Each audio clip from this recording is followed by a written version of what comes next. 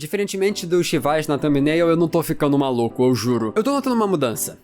Pokémon tem mudado a fórmula de contar a história recentemente nos jogos da franquia, fazendo os pontos de personagens principais dela interagirem de uma forma bem diferente de como era antes. Assim, eu vou focar em comentar a história em essência, sem dar muito detalhe. E, sim, por causa disso, spoilers de Pokémon. Inclusive, eu recomendo você jogar Pokémon Scarlet e Violet e Black and White sem tomar esses spoilers, porque é divertido você ver a história. Elas são histórias muito boas que vale a pena você jogar sem saber do que se trata. Pokémon conta histórias muito bem se você ao menos tem vontade de ler. Mas, vamos lá, em ordem pra gente ter um parâmetro de como começou a franquia. Da primeira até a quarta geração, simples. Em Kanto nós temos a grandiosa história de nada.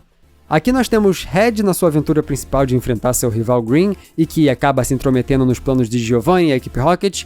Eles vivem causando problemas por onde uma criança de 10 anos queria passar. Aqui tem uma simples corrida entre essas duas crianças, e uma delas para a máfia. Mas, no geral, nada demais nem nenhuma conexão grandiosa entre ninguém. Não temos interação do Green com ninguém do time do mal. No máximo tem um diálogo dele com o Professor Carvalho que deriva diretamente da interação entre você e ele. Mas é curto. Esse é um problema que já existe independente da sua existência. Em Johto é bem parecido. A única diferença é que aqui você vê mais as consequências dos jogos anteriores, já que você enfrenta um rival que tá só brigando por aí e enfrentando a equipe Rocket tentando se rejuntar depois dos acontecimentos do jogo anterior. O interessante é em como essas duas histórias entre o Silver e a equipe Rocket estão conectadas com o sumiço do Giovanni. Isso ao menos mostra uma boa conexão entre as partes da história que você vê, mas é desconectado. E essa irrelevância do protagonista, ela para abruptamente quando ele tem que batalhar contra os outros. Nenhuma das suas ações com um influenciam suas interações com o outro. Inclusive, o Silver no final só fica mais amigável a você pelos acontecimentos, mas nada se resolve. Já em Hoenn, nós temos a primeira grande conexão entre protagonistas e lendários, além de também ter isso com seu rival, onde você sabe que ele tem problemas de saúde derivados do tempo, esse que em si é afetado diretamente pelos planos dos vilões dos jogos, que você prontamente derrota e assume controle dos seus lendários. Então, no máximo, o Oli vai melhorar a sua vida graças às suas ações. Seus enfrentamentos entre si não tem nenhuma mudança drástica para a história, apenas uma evolução de personagem que algum dia vira vídeo aqui. E aí a escala aumenta quando a gente vai para Sinnoh, mas só em relação a lendários e vilões. O nosso rival não tem nenhum tipo de embate moral com ninguém, nenhuma conexão direta com os vilões, assim como pela terceira vez nós também não. Eles são apenas pedras no nosso caminho. Eles são pedras gigantes, sim, mas eles não têm conexão nenhuma com as nossas metas, sendo apenas grandes problemas que estão acontecendo simultaneamente nos jogos que nós jogamos. Não existe correlação direta do protagonista com nada. E isso é o modo principal da contagem de história até aqui. Nossa relação como protagonista com nossos rivais e amigos é uma completamente diferente por causa da relação entre essas partes com os chamados vilões. No máximo, a gente pode ser visto como vilão para outros vilões. Simples assim. A relação, por exemplo, com o Oli é amigável, porque no plano geral, nós dois temos duas equipes vilãs malucas tentando um alagar e o outro secar a região. Nossa relação com Silver vai se tornando amigável, pois ambos estão tentando se tornar fortes e impedimos juntos a equipe Rocket. A caracterização da relação se dá pelo terceiro ator, que move tangencialmente a história que estamos vendo.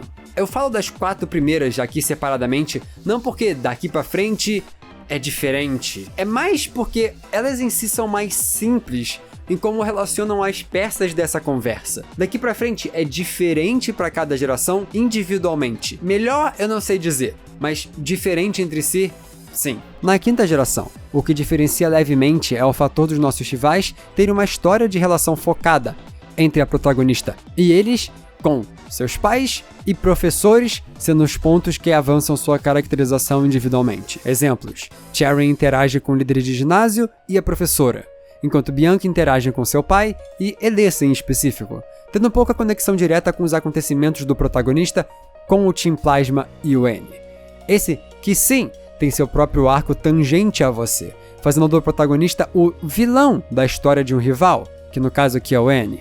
E eu só quero dizer, o N não necessariamente é um rival mas como a relação termina do jeito que termina, eu sinto que ele pode ser categorizado de uma forma diferente do que só simplesmente um antagonista.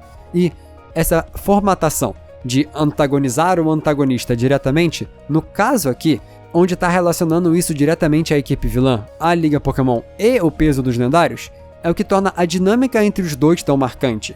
Isso faz com que a relação entre personagens se destaque até mesmo daqueles que seriam os seus rivais, pegando esses personagens secundários e não tentando os trazer à tona como grandes jogadores dessa sua história. E sim, só isso. Amigos de infância. Enquanto, ao mesmo tempo, o N fica no topo quando o assunto é a história principal, sendo diretamente o antagonista que inverte totalmente o status quo da sua função quando Gettys's revela a verdade por trás dos seus planos. Você é o catalisador da virada de chave que faz o N ir de antagonista a pobre coitado, fazendo do vilão secundário, no caso Gettys's, se tornar o antagonista principal. Então, essa relação de mudança da ordem das peças em campo torna a relação mais interessante, protagonizando ao protagonista a colocação dele como vilão de uma história que não a própria. E aí vem XY, Kalos. Os rivais de Kalos... Ponto. Eles genuinamente têm suas próprias interações e funções como um grupo, mas individualmente ninguém tem nada de interessante para adicionar. Suas relações com eles é puramente interativa com funções e formas diferentes de jogar os jogos, fazendo com que a história deles em si seja um bando de frases genéricas de tutorial para cada coisa que pode se fazer nos jogos. Quando nós vemos relações entre eles e o Team Flare, eles também não adicionam nenhuma profundidade a nenhum assunto, no máximo com Kallen e Serena servindo de questionadores às ações do Lysander, só que sem protagonizar nenhum debate de verdade. A diferença aqui entre esse grupo e os das 4 primeiras gerações é que lá cada um tem os seus diálogos como foco principal do assunto rival. Aqui, como temos 4 ao mesmo tempo, esse tempo de tela fica dividido e ninguém tem tempo suficiente para uma caracterização, que deixa eles mais... menos. Em contraste, agora vem a Alola, que é muito bem feito com 2 equipes antagonistas, 2 rivais, a história da nossa amiga sendo completamente interconectadas ao mesmo tempo que estão separadas. Primeiro, nosso rival 1, Hal, tem conexão direta nas interações com o Team Skull. O Team Skull também nos mostra o rival 2, Gladion, que começa a ter uma antagonização ao rival 1 exatamente pelos problemas citados pela equipe vilã 1. Só que essa equipe vilã tem o seu líder se relacionando com a equipe vilã 2, a Aether Foundation, que essa em si tem relação com o rival 2 e a nossa amiga que nós conhecemos no começo do jogo, a Lily. Então nós temos a gente só derrubando o primeiro dominó de uma história muito maior do que só nós, onde a teia de interações é tão complexa que eu genuinamente não faço ideia de como o Omori dirigiu isso em só 2 anos. A única coisa que nos coloca na história é ser o motivador de algumas dessas peças a se mover, já que como protagonista nós somos a força necessária para forçar a ação de algumas pessoas. Mas que, como uma caracterização de personagem, a gente é realmente menor, não sendo, por exemplo, que nem em um novel, contraste a uma ideia. Então nós temos uma interação nossa menor a uma contagem de história tão complexa que nos jogos seguintes, na versão Ultra, nós temos uma total inversão desse peso do protagonista, ele sendo apenas o salvador do planeta Terra. Se as versões Ultra foram feitas pensando exatamente nesse aumento do protagonismo nosso em relação à história, fica a dúvida. Talvez esses jogos tenham sido criados com a ideia de ter algo parecido com algo dos jogos mais antigos, onde a gente é quem move a história por força bruta, enquanto nas versões iniciais a gente só serve de incentivador, principalmente pela forma de dirigir dos seus 2 diretores diferentes, Omori e Yuao. Mas isso fica para outro dia. Agora nós vamos falar sobre o motivo ao qual eu tive essa ideia de vídeo. Porque lá na época do lançamento de Sword and Shield, eu fiquei meio incomodado com a galera falando mal do Hop. Principalmente porque ninguém lê os textos dos jogos. Aí chega, fala merda na internet porque um personagem balançou o braço da mesma forma que outro. Esse reducionismo de tudo a só um balançar de braços é a simplificação das coisas que mais me incomoda, porque você fica preso a uma forma de ver o mundo que não abrange as individualidades não só da forma de contar essa história, como elas são contadas, mas da relação entre pessoas, tanto nos jogos quanto na vida real. Em Galar nós temos um cast maior do que em Unova, mas que ao mesmo tempo cada um desses personagens são melhor aproveitados com tempo de tela suficiente. O protagonista consegue ter relação com 3 pessoas diferentes que estão fazendo a mesma coisa que você. No caso, é o desafio da liga, só que cada um deles tem tipos de interações diferentes.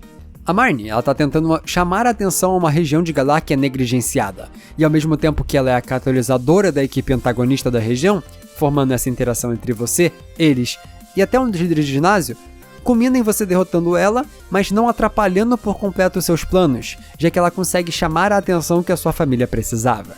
O outro rival, Bede, ele é um órfão que interage com o CEO da samba-canção Rose, onde a sua história começa confiante e imbatível, ficando problematizada por escolhas próprias que tangenciam a sua história de órfão, mas que retornam ao embate quando ele é escolhido por outro líder de ginásio a assumir sua posição na liga.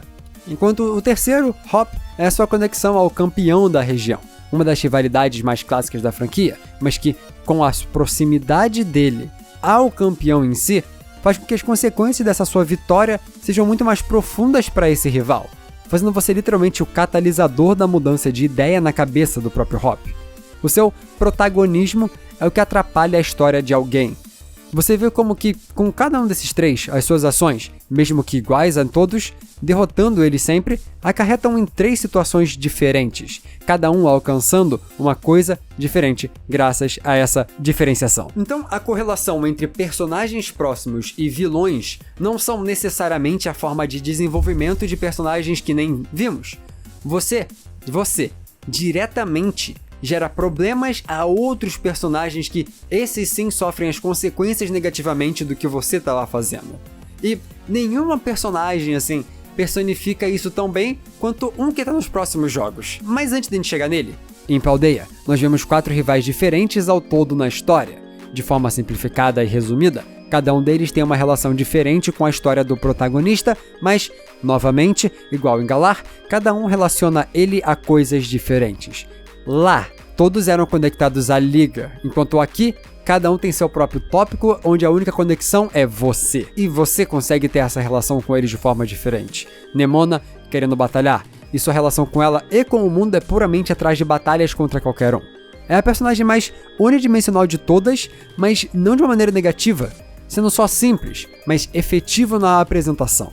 Penny é a correlação do personagem principal com a escola e a equipe vilã. Só que a mudança do papel dos personagens que interagem, fazendo dos vilões as vítimas, que na verdade se rebelam e que por consequência são vilanizados, é apenas algo que é revelado ao protagonista, que não tem nenhuma relação com qualquer acontecido no passado e que serve apenas de catalisador para a mudança e redenção desses personagens. Enquanto Arven é um pobre coitado ferrado que perdeu tudo e vai continuar assim pra sempre, e a gente tá ali só pra poder ver ele sofrendo e se ferrando. Genuinamente é só isso. A relação dele é puramente com os pais, e a gente tá aqui só pra poder ver tudo pegar fogo, quase literalmente, mas que no final a gente que resolve os problemas, pelo menos dando um ponto final à história. Dito tudo isso, nós temos o 4º rival entre eles, que é onde, mais uma vez, tal qual nós vimos com Hop, você é na real um verdadeiro catalisador do problema, já que você é quem causa o Kieran na sua coringada. Onde você, por suas ações de protagonista, literalmente igual a toda e qualquer outra região, geração, gera reações, mas que, aqui, atrapalham a história dessa outra criança. O que é mais interessante é ver como o Pokémon pegou o seu protagonismo, que você sempre teve, e tenta fazer com que ele seja sentido de verdade no mundo Pokémon. Só que, ao invés de só te fazer o olha lá, o cara mais brabo do mundo, eles estão fazendo você ser o evento canônico da vida de um, entre aspas, vilão. O bom disso é que a literal definição de criatividade é assim, tentando usar a mesma ação, no caso o protagonista sendo o protagonista de uma história, capturando o lendário principal e salvando o mundo, mas que dessa vez, para contar histórias diferentes. A tristeza de quem queria estar ali ou a raiva de quem quer estar ali. Você, através da relação e reação de personagens em volta do protagonista, você consegue contar uma história diferente que não são simplesmente derrotei o mal, uhul, me dá um dragão. Você pode fazer histórias de relacionamentos interpessoais complexos que acarretam em situações diferentes para contar histórias diferentes a partir delas. E é isso que faz bom personagem. Continuação caracterizada. Se quiser saber mais sobre personagens, nós temos a análise de personagens aqui, a playlist inteira para você ver outros, e as histórias de cada ativado de caso você não tenha conseguido jogar e quer ver a história. Então nós temos aqui opções de vídeos diferentes.